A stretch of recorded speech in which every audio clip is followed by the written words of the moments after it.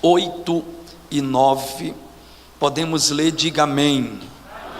E me farão um santuário, e habitarei no meio deles, conforme a tudo o que eu te mostrar, por modelo do tabernáculo, e para modelo de todos os seus pertences, assim mesmo o fareis. E me farão um santuário, e habitarei no meio deles. Será que juntos nós podemos ler o versículo 8 no 3? 1, 2, 3. E me farão um santuário, e habitarei no meio deles. Amém. Tome seu assento por bondade.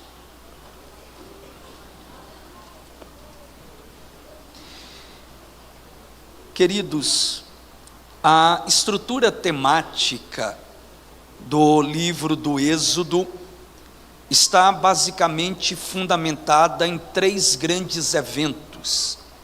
Quando nós estudamos a narrativa que há no 2º livro de Moisés, nós vamos perceber que esses 3 grandes eventos são responsáveis pela construção da espinha dorsal que paira na narrativa deste livro.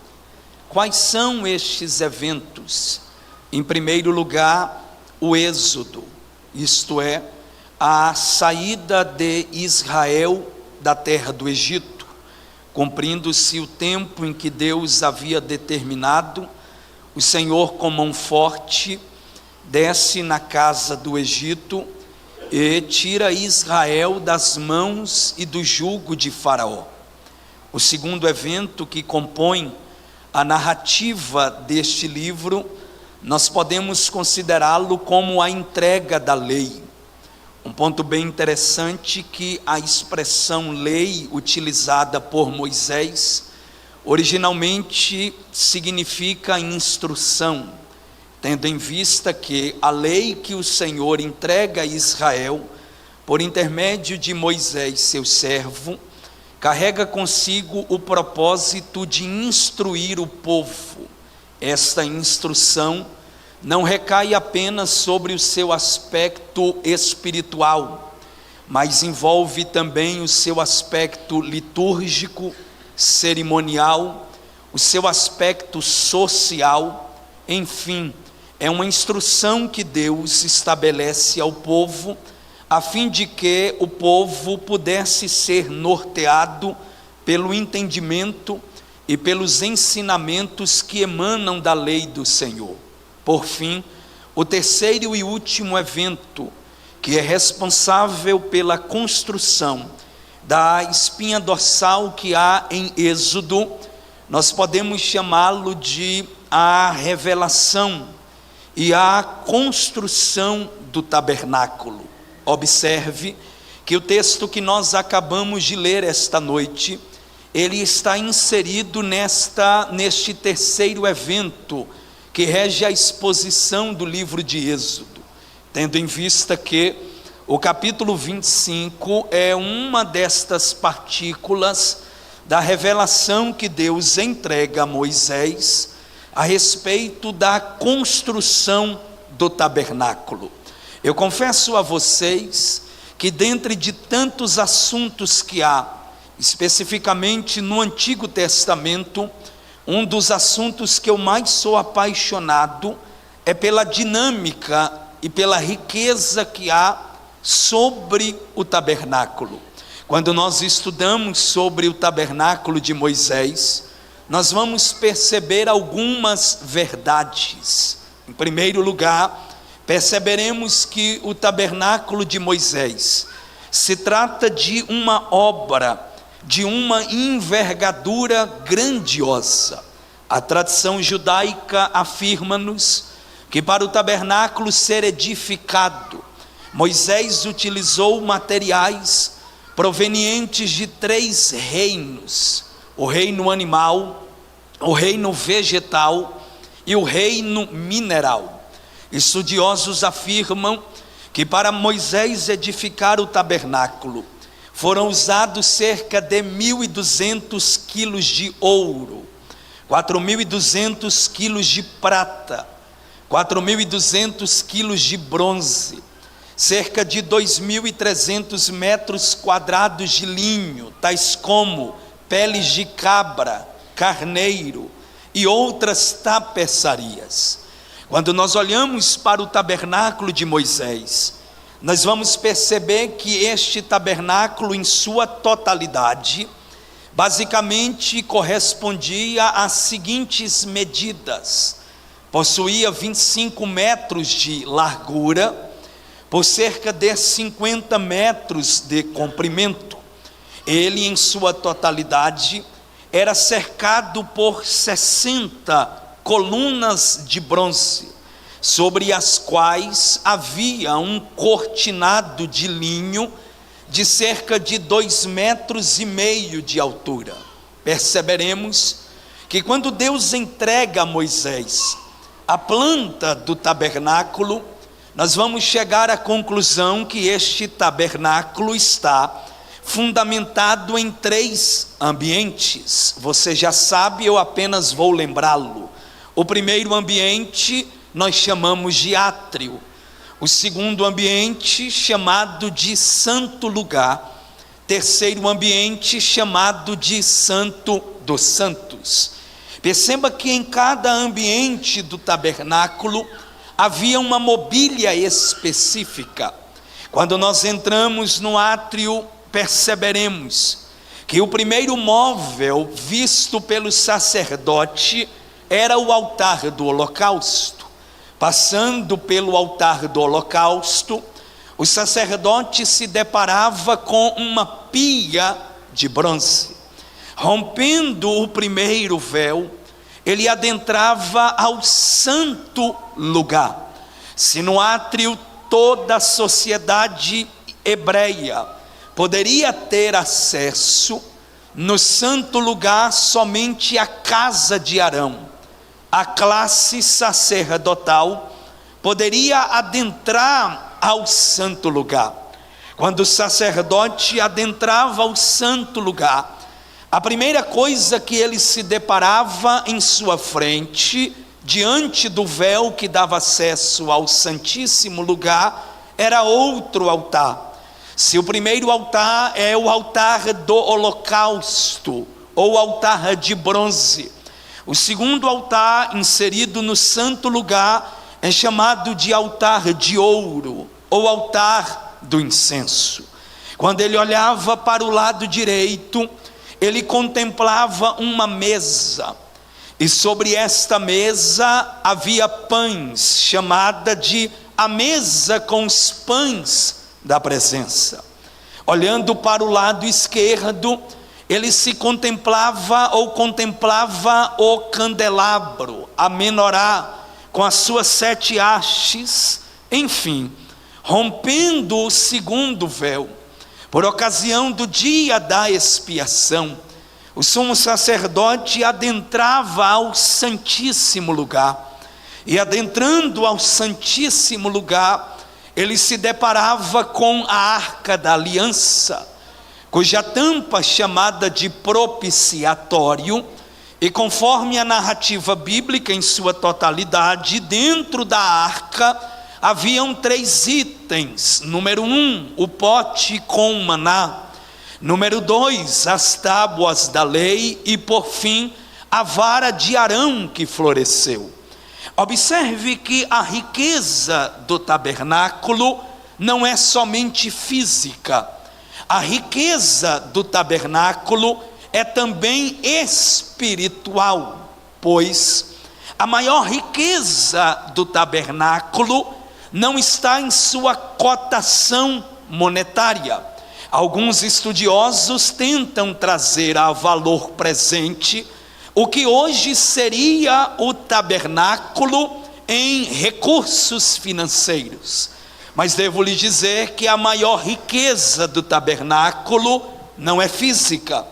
A maior riqueza do tabernáculo é espiritual, pois o tabernáculo de Moisés é mais do que uma tenda levantada no deserto. O tabernáculo de Moisés é um celeiro de revelações. O autor aos Hebreus, por ocasião de sua carta, ele vai ter um entendimento da riqueza espiritual do tabernáculo. E dentre tantas características enunciadas pelo autor, eu destaco pelo menos 3. Primeiro, o autor aos Hebreus vai chamar o tabernáculo de santuário terrestre. E por que ele chama de santuário terrestre? Porque ele quer pôr em contraponto, em segunda instância, um outro santuário, chamado de santuário celestial. O tabernáculo de Moisés era um santuário estabelecido na terra, mas cuja forma, cujo modelo, cujo padrão não era terreno, mas divino. Aí ele então vai chamar os tabernáculos de Moisés de a figura do verdadeiro, pois o tabernáculo de Moisés apontava para um verdadeiro tabernáculo. E que verdadeiro tabernáculo é este? Não o tabernáculo terrestre, mas um grande tabernáculo espiritual. Por fim, o autor destaca uma terceira característica do tabernáculo, e ele vai chamá-lo de sombra das coisas celestiais. Eu gostei dessa palavra dita pelo autor, onde ele usa o termo sombra, e essa expressão sombra é um termo grego, esquia, que dá a ideia de projetado algo na terra, cuja origem não é terrena, projetada algo embaixo, cuja origem não é de baixo, projetado na terra, algo cuja origem emana das coisas celestiais. O que o autor está querendo nos mostrar é que o tabernáculo de Moisés era a projeção de algo na terra, cuja origem estava nos céus. Sendo assim, nós podemos compreender duas grandes verdades. Primeira, sendo o tabernáculo de Moisés a sombra das coisas celestiais, chegaremos à conclusão que, embora o tabernáculo de Moisés e os seus utensílios tenham perecido e deixado de existir, as suas verdades, os seus ensinamentos, as suas lições ainda continua ecoando em nosso meio. Por fim, perceberemos que, ao olharmos para essa tenda, enxergaremos nela um celeiro de inesgotáveis e profundas revelações. Revelações esta que se manifestam sob 3 aspectos, ou sobre 3 conteúdos. Primeiro, tipológico. Segundo, profético. Terceiro, espiritual. Sendo assim, permita destacar algumas riquezas do tabernáculo. Eu disse no início da palavra que na estrutura do tabernáculo, em sua mobília, há 2 extremos. E onde esses 2 extremos estão representados? O primeiro na Arca da Aliança, o segundo no altar do holocausto. Do altar do holocausto até a Arca da Aliança, da Arca da Aliança até o altar do holocausto, aqui está os 2 extremos da mobília do tabernáculo. Isso é extraordinário, porque olhando para esse desenho, nós vamos contemplar 2 jornadas. Qual é a primeira jornada? do altar, da arca até o altar do holocausto. Então, que jornada é essa? Saindo da arca, passando no altar do incenso, passando no candelabro, passando na mesa, rompendo, chegando na pia de bronze e concluindo-se no altar do holocausto. Então essa é a primeira jornada da arca da aliança até o altar do holocausto. Só que há uma segunda jornada, e essa segunda jornada possui o seu caminho inverso. Se nós começamos na arca e chegamos no altar do holocausto, essa segunda jornada agora sai do altar do holocausto, passa pela pia, passa pela mesa, pelo altar do incenso, pelo candelabro e entra para dentro da arca da aliança. Perceba então que nessas duas jornadas nós encontramos dois caminhos. O primeiro caminho, da arca até o altar, é chamado de o caminho da graça. A segunda jornada, do altar até a arca, é chamado de o caminho da fé. Por que o caminho da graça? Pois da arca da aliança até o altar do holocausto, essa jornada é chamada de caminho da graça, porque nós encontramos nesta jornada Deus, por intermédio de sua graça, se aproximando do homem. Porque do altar do holocausto até a arca da aliança é chamado de o caminho da fé? Porque do altar do holocausto até a arca da aliança, nós encontramos o homem, por meio da fé, se aproximando de Deus. Sendo assim, nós poderemos perceber algumas verdades. Observe que no primeiro caminho, que é o caminho da graça, da arca até o altar do holocausto, nós encontramos vestígios da encarnação de Cristo.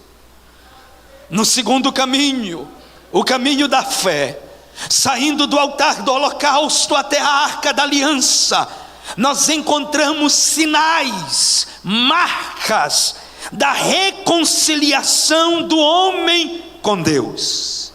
Observe bem esta verdade.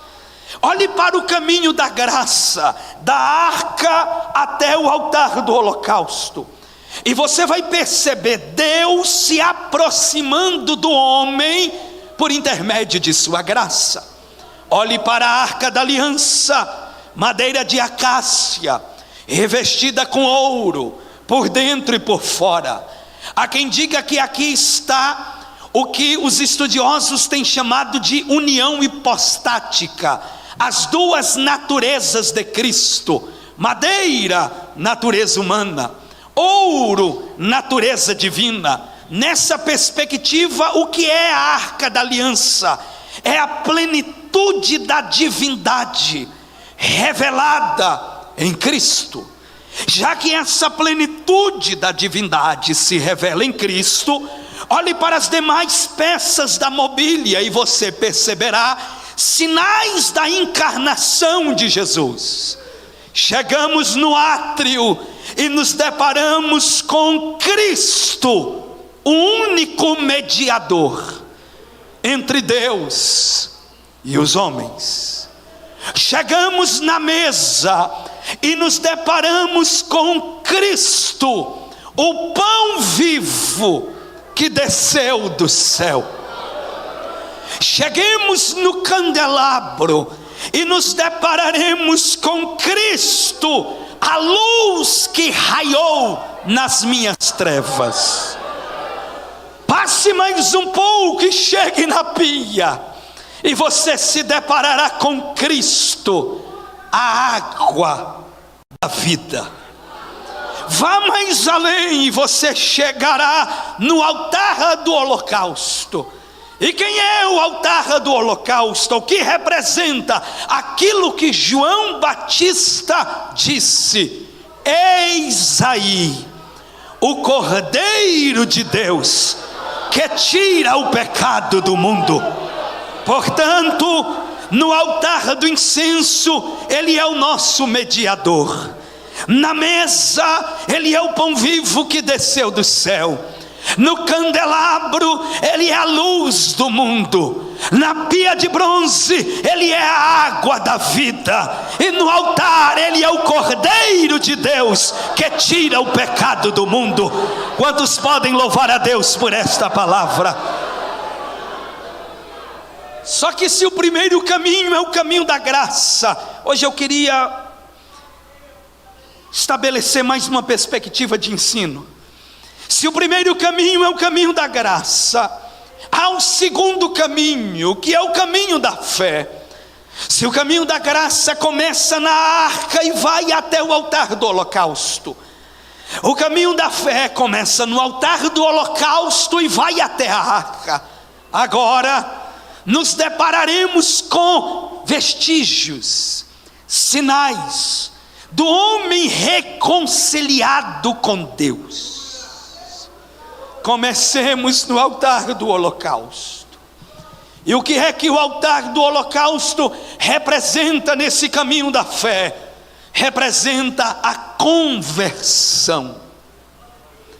É a cruz de Cristo que raiou em nossa existência. É quando se cumpriu o hino sacro da harpa cristã.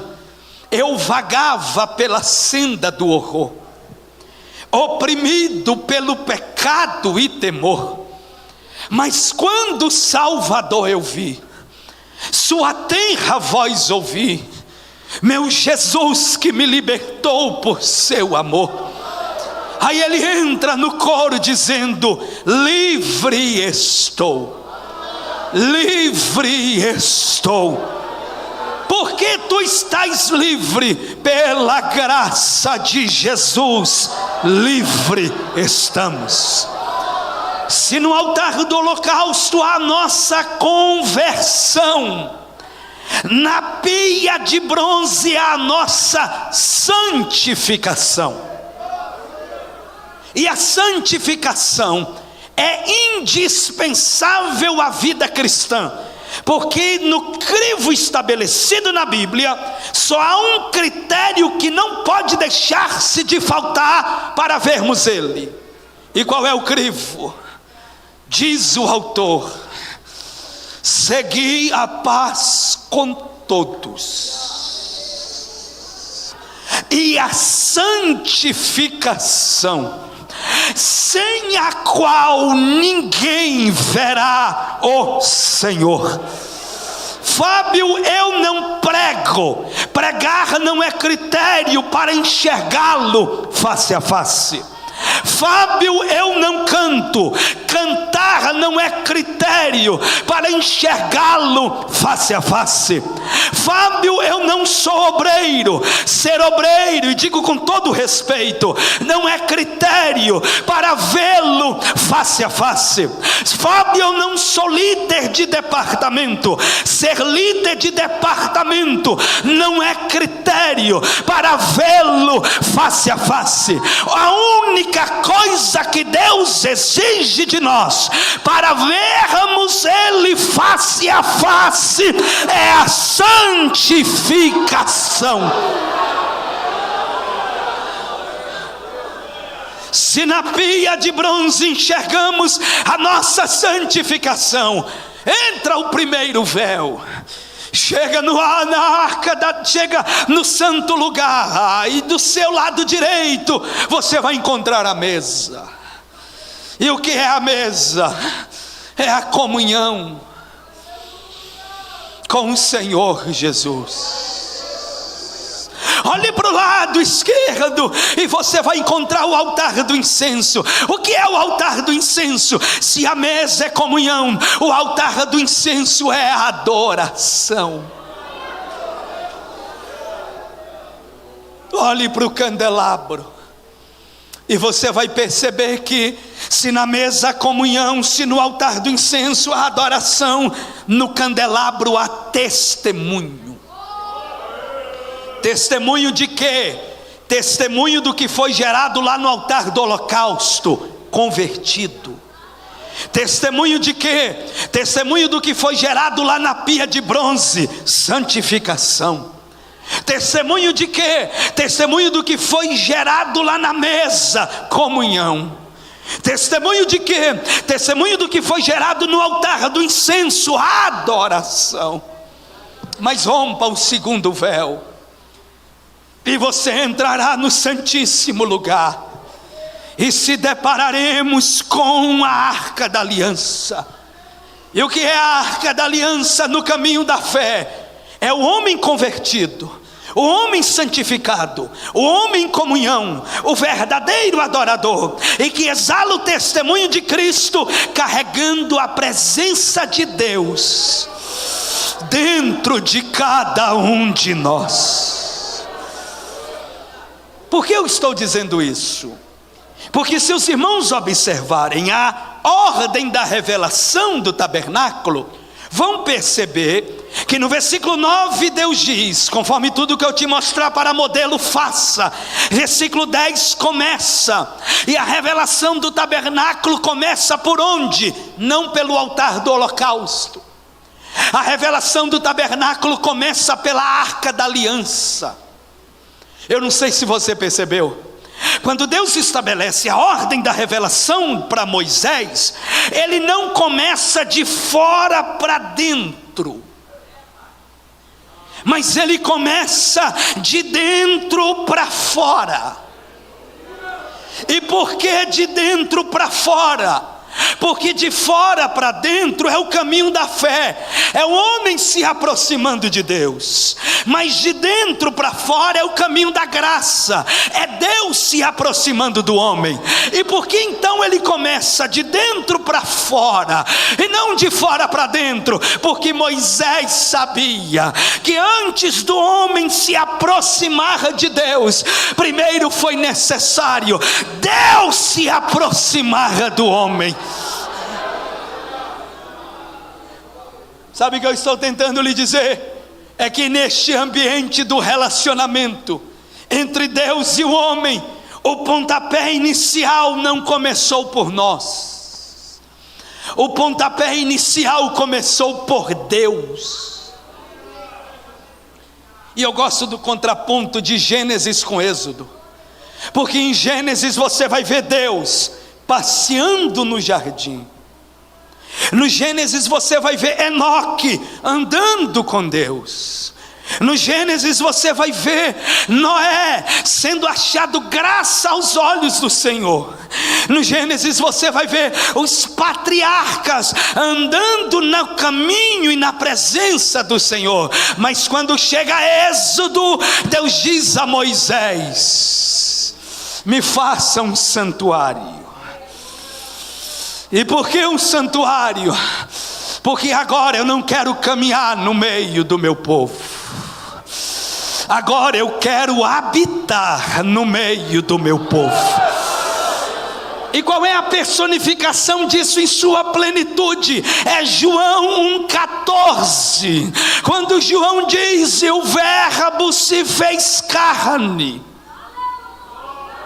e habitou entre nós. A palavra habitar ali no grego é tabernacular. É João dizendo: e o verbo se fez carne e tabernaculou entre nós. O que é isso? Não é mais Deus passeando no meio do povo, mas é Deus habitando no meio do seu povo. Ele habita em nosso meio. E isso é tão lindo, que nesse sentido da habitação de Deus no meio do seu povo, pode perceber, e aqui eu chego ao entendimento, porque na peregrinação Deus não manda construir um templo, mas Deus manda construir uma tenda.